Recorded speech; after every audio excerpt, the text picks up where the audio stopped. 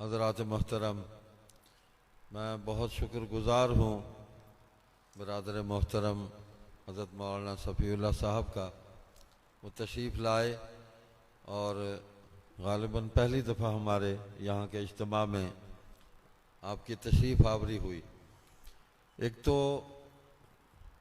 मुझे इनके साथ जो मोहब्बत है और हमारी जमात के दीगर अहबाब को भी एक निस्बत ये भी है कि इनके वालिद माजिद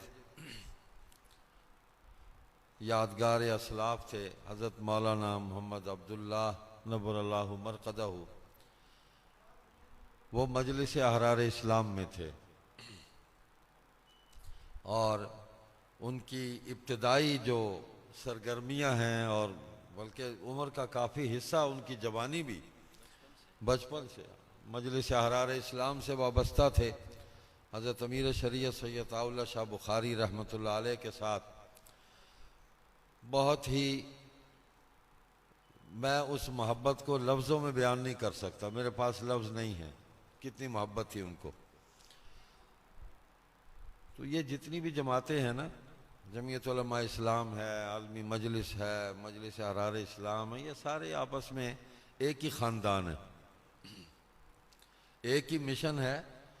तो मरकज़ हमारा एक ही है, वो बैतुल्लाह है और वो हुजूर सल्लल्लाहु अलैहि वसल्लम का रोज़ा अतहर है। ये हमारे मराकज़ हैं पूरी उम्मत के।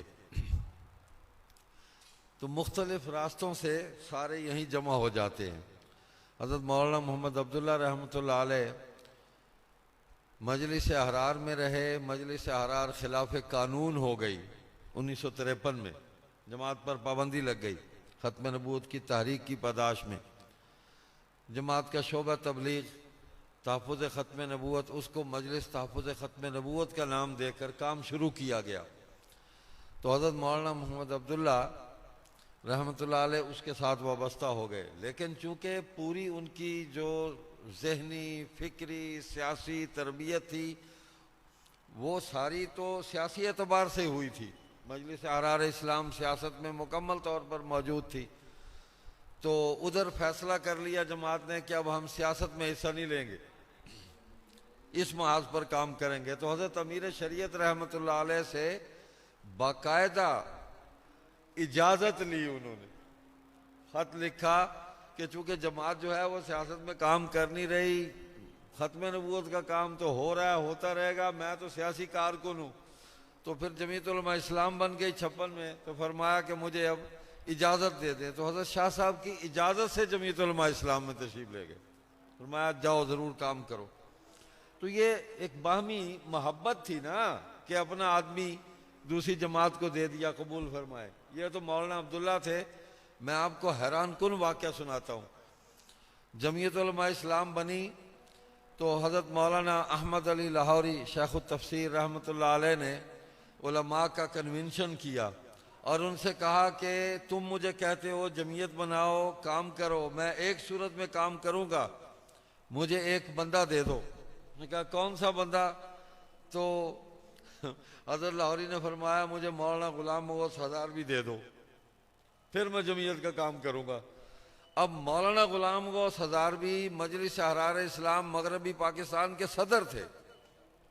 आप अंदाज़ा करें कि एक जमात का सदर ही मांग लिया। तो हज़रत लाहौरी को बुलाया, जब उनसे पूछा, उन्होंने कहा देखो हज़रत, मैं सदर हूँ जमात का, अहरार का, आप मुझे कह रहे हैं जमीयत में आ जाओ, शाह साहब से इजाज़त ले लो, मैं आ जाता हूँ। तो हज़रत लाहौरी ने शाह साहब को ख़त लिखा कि चूँकि आपकी जमात पर पाबंदी है, काम हो नहीं रहा, तो मैदान तो खाली है, हम जमीयत बना रहे हैं, तो गुलाम गौस हमें दे दें, यह आपसे मैं मांगता हूँ। शाह साहब ने फरमाया कबूल करें। ये मोहब्बतें थी कि एक जमात का सदर ही मांग लिया और शाह साहब ने उसको पेश कर दिया। तो यहाँ जब संग बुनियाद रखा तो हज़रत मौलाना गुलाम गौस हज़ारवी रहमतुल्लाह अलैह तशरीफ़ लाए। उस वक्त MNA थे, मुझे याद है, मुझे उनकी खिदमत का भी मौका मिला। हाँ, यहाँ तो मैदान था, कुछ भी नहीं था, ना बैठने की जगह थी और ना ही कोई बोलो बराज करने की जगह थी, बैतुल खला भी नहीं था। तो हजरत को तकाजा हो गया, मुझे फरमाने लगे भाई पेशाब आया है, पेशाब करना है। तो मैंने लोटा उठाया, मैंने कहा हजरत आए इधर चलते हैं। तो ये खेत थे, इधर मैं ले गया। कहते ये भी ठीक है, अब रब्वा को सैराब करेंगे। मैंने कहा जी आपने कादियान को सैराब किया था, आज इसको सैराब करे।